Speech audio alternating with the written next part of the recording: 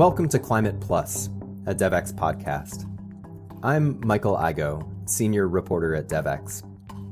Every year, usually around this time, the world turns its attention to climate change and what we're doing, or not doing, about it. At the UN Climate Conference, or COP, negotiators get deep into the weeds on every aspect of the climate crisis. This year, it's happening in Dubai. To help make sense of this complex, critical moment, we're bringing you conversations with leading climate thinkers, activists, and experts, and asking them, can COP28 deliver? We are the ones who have least contributed to the problem of climate change, but we are the ones who suffer from the worst impacts. Because many of us live in very fragile ecosystems. There are not many groups with more at stake in the climate crisis than Indigenous peoples.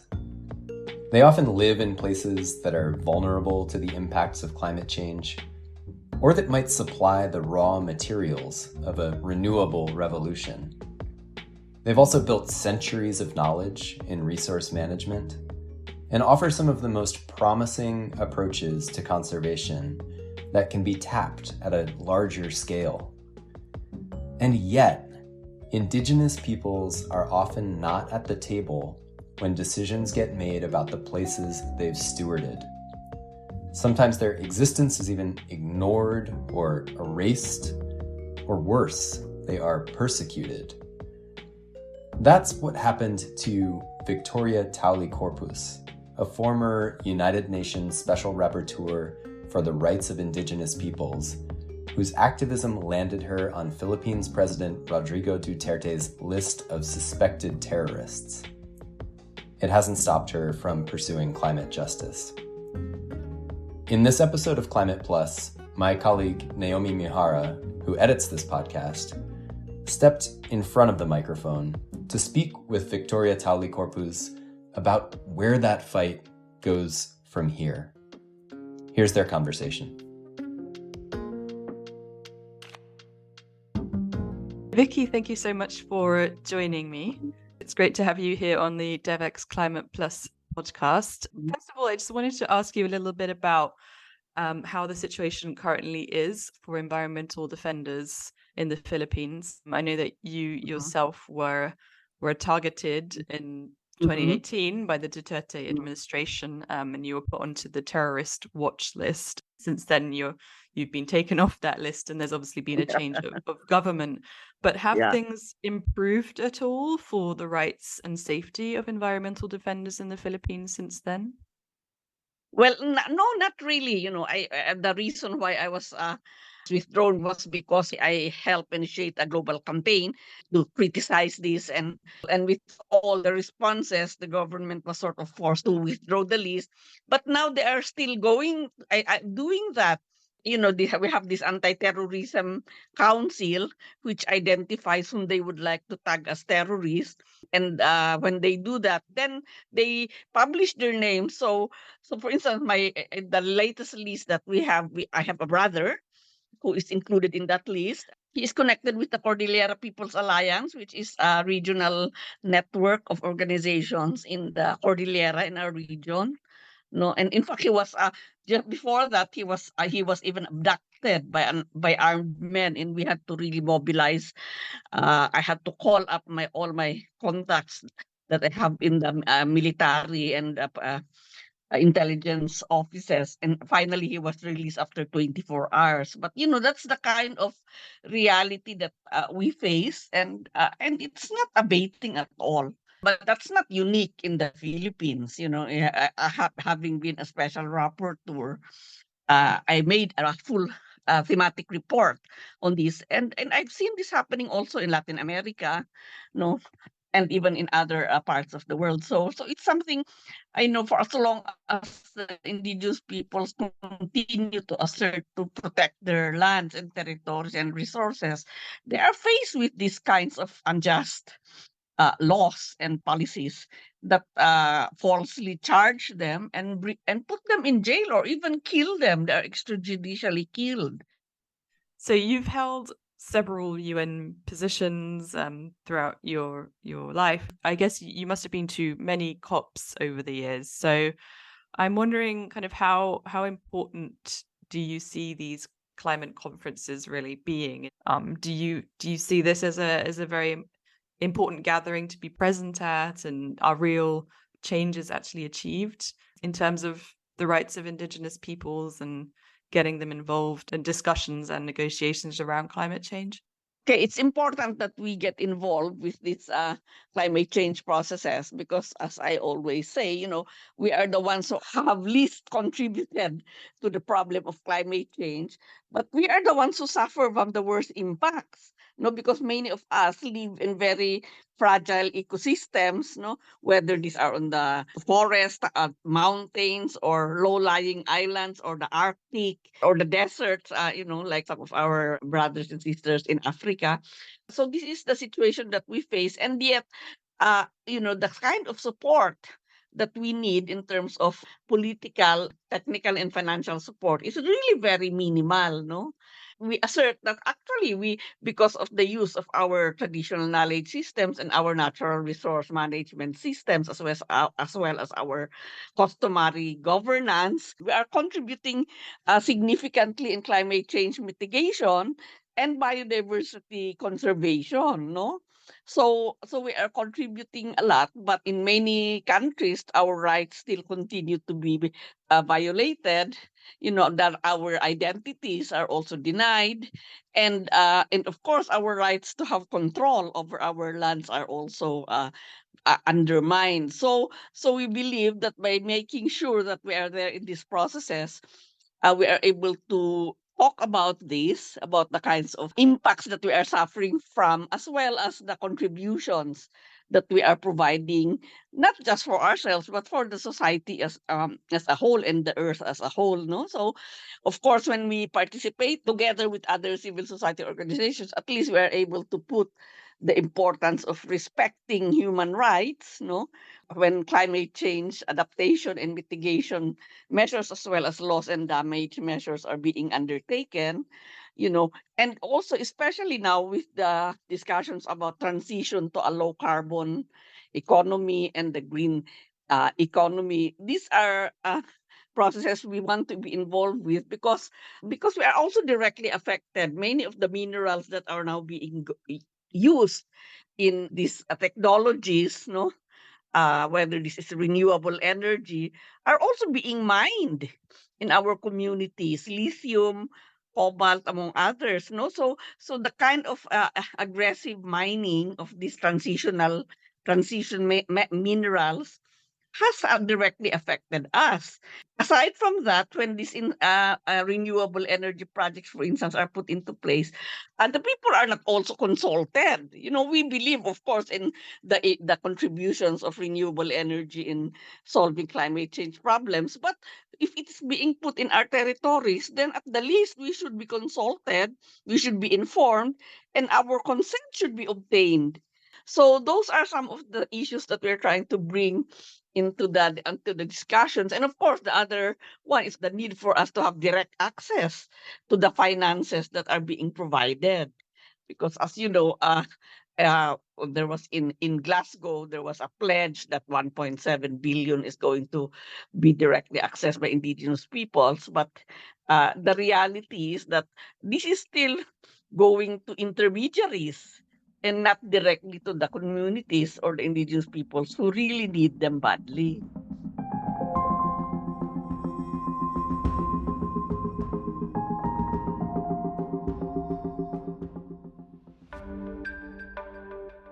Climate Plus is supported by the World Bank.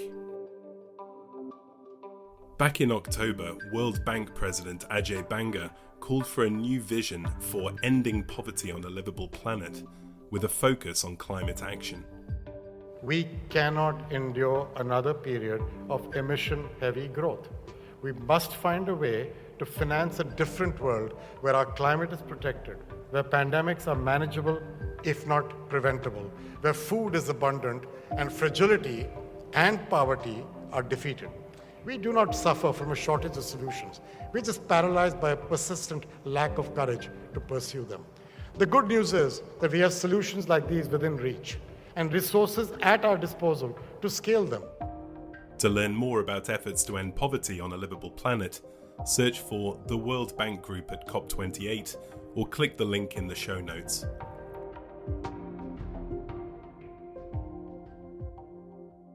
You bring up some really important points there about the climate justice kind of angle, and especially of the renewable transition and the resources that will be necessary for that, the ways that those are obtained. There need to be safeguards in place, right? And do you think that those calls are being listened to when you bring these issues to conferences like COP?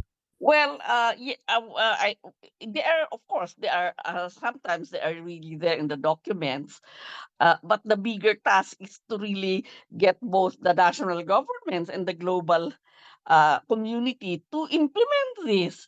No, for instance, we would like to see more nationally determined contributions on the climate change to reflect that indigenous peoples have been participating in creating these national plans, no, and that the rights of indigenous peoples in relation to the lands, their lands and territories, are in relation to their knowledge, and of course the addressing the impacts are also being addressed, no.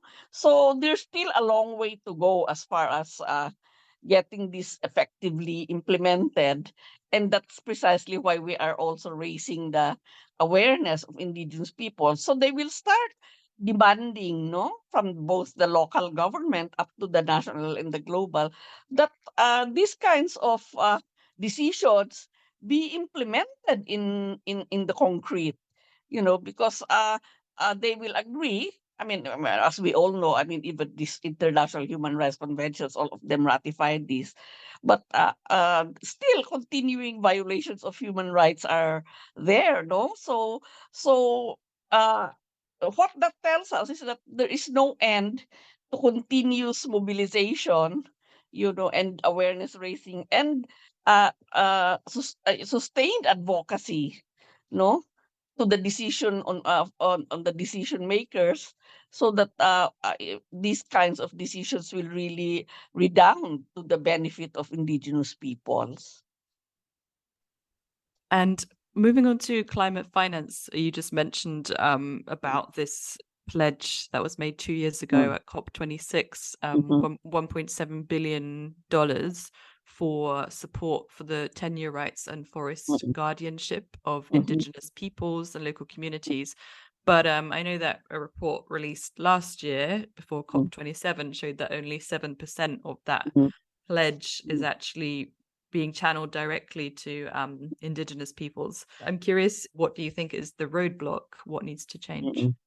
The reality is there's not really any significant additional funds, no, from the side of governments. These are still their official development assistance, no, which you have to go through the eye of a needle to be able to access this, no, and therefore the bigger say environment or conservation organizations are the ones who are also getting, and they are setting up themselves to be the ones to get these resources, and then of course with the promise that they will deliver this to the communities. But this we still have to really see in a significant happening in a significant way. What we have seen is that there are more and more philanthropic organizations who are trying their best to contribute directly, so that this can be more easily accessed, and their requirements are not as tedious, no, as the multilateral or the bilateral sources. What is stopping funding from going to indigenous groups or communities directly? Well, I think one of the obstacles that were identified is really the tedious processes. No, I mean, when we have to apply for these funds, and of course, one of the main requirement is that you have to be legally registered as an entity in your own country. And many indigenous peoples organizations are not legally registered. In fact, in some countries, they are not even recognized by the governments. So that's really one big obstacle. And that's why we are also telling the donors that when you are providing money to the governments, at least ensure that there are also some requirements in terms of recognizing the identities and the rights of indigenous peoples. That's why one of the demands is, can you make your systems more flexible, no, and simple, so that people can have a better chances of accessing your resources. And that's what we can say for some philanthropic organizations. They have done that. So we can cite examples of how uh, indigenous organizations have direct access to these funds, because the systems of philanthropic organizations are more flexible. No, they are not really so difficult. But of course, we also understand that bilateral donors have to account to their taxpayers. They have systems that have been set in place for ages. So it's not also easy for them, but we are still demanding that, because I think they have to adapt to the realities of indigenous peoples. So.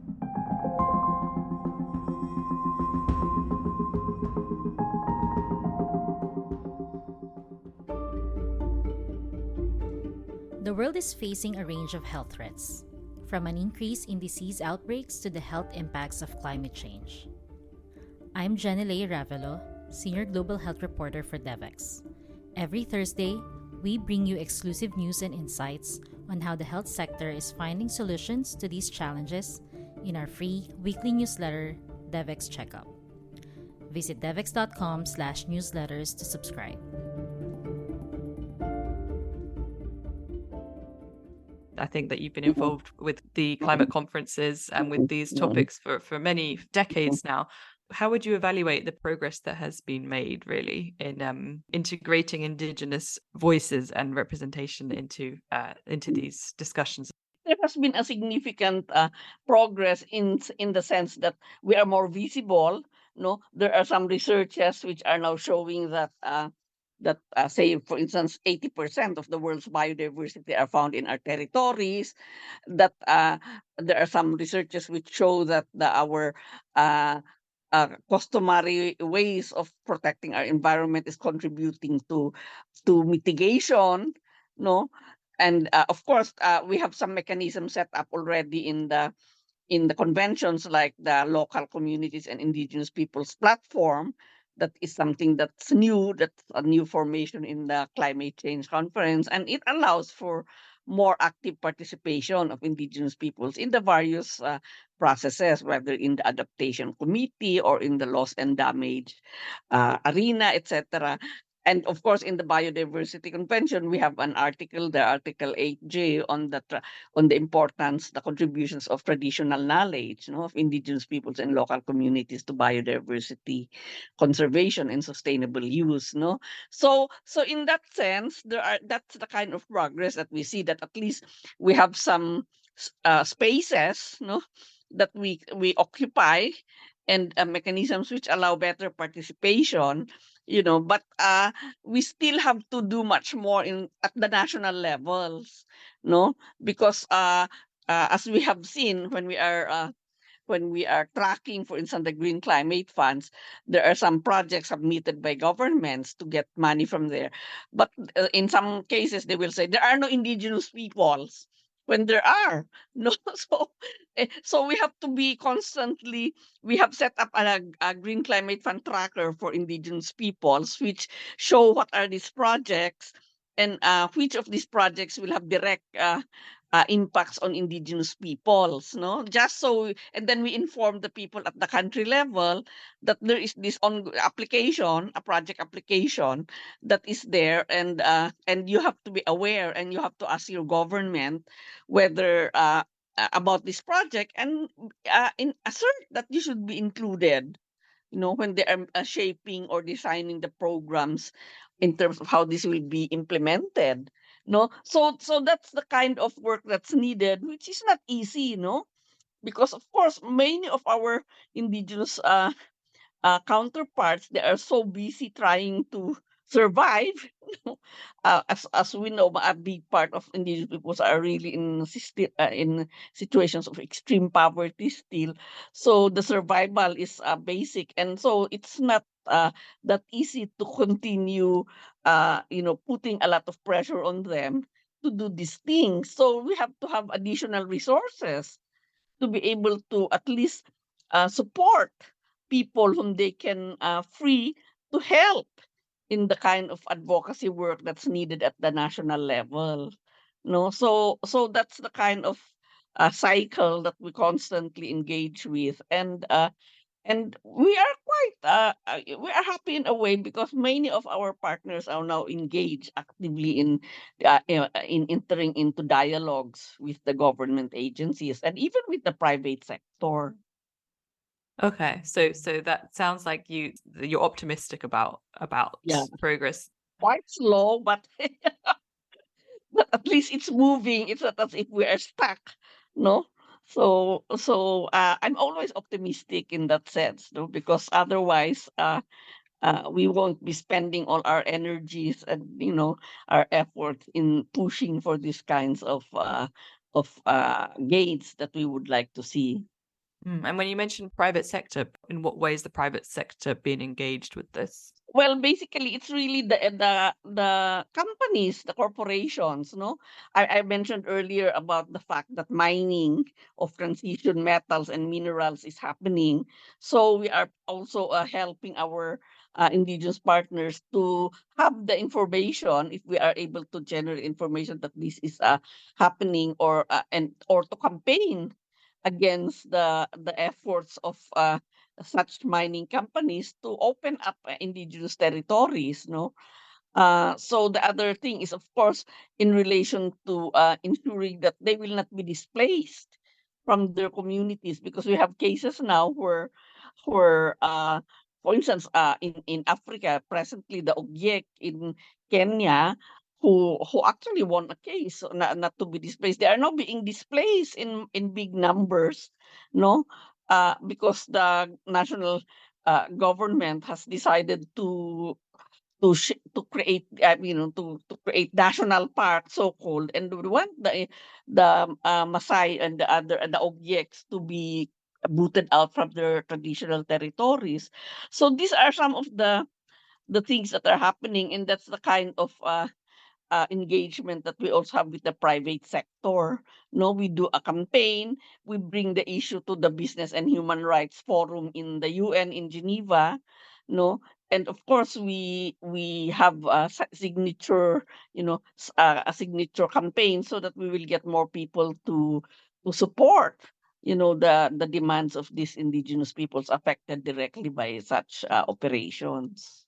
So it's both the private corporations, but as well the investors, no, because now there are especially now with the so-called voluntary carbon market that comes into the picture. There are now carbon cowboys, loitering everywhere in many parts of the world in indigenous territories, promising them money.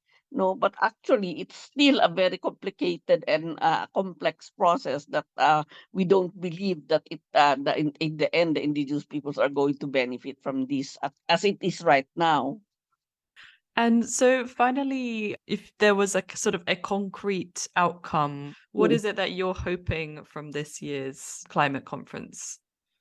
Well, as we're actually hoping for a lot of things, but one of the things that we are trying to look more into is, for instance, the whole issue of loss and damage, where they are talking about economic losses, and as well as non-economic losses, and indigenous peoples are the ones who are saying that we suffer from both, because when the sea levels rise and we have to get away from our territory, especially those in the low-lying islands, then of course the culture, our sovereignty and all other rights that we have will also be affected. And those are non-economic losses. How are you going to deal with this? Will this mean that you will be able to negotiate with other countries or other communities, so that we can have a place live in? Are you going to contribute to, say, the recovery or rehabilitation of these places if we want to still continue living in these places which were subjected to such climate change disasters? No, so these are some of the issues that we are looking into, and of course they now agreed to have finance for loss and damage, but it's going to be handled by the World Bank.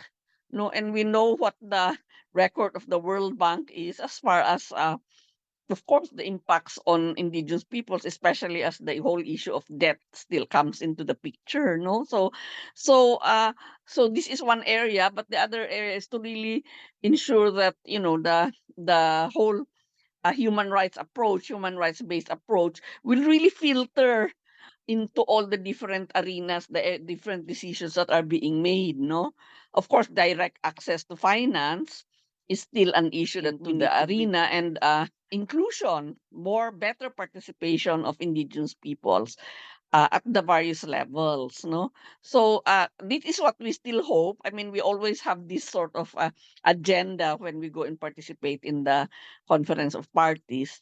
So we hope that some of the suggestions that we are going to present will also be supported by some states. No, we have Friends of Indigenous Peoples, like a number of states are supporting us, and we are trying to increase the number of these people so that we will have better chance of getting some of our proposals accepted.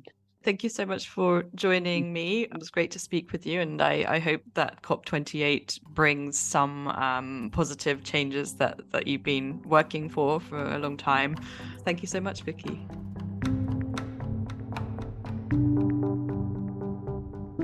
Thanks for listening to Climate Plus.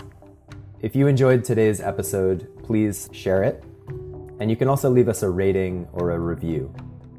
We'll be publishing episodes twice a week in the lead up to, during, and after COP28, so make sure to subscribe on your favorite podcast streaming platform. If you want to share some feedback on this episode or have questions you'd like answered, we'd love to hear from you.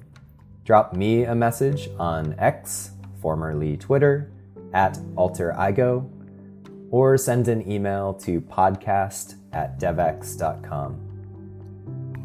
Climate Plus is a podcast from DevX. Today's episode was produced and edited by Naomi Mihara. The series editor is Catherine Cheney. It's hosted by me, Michael Igo.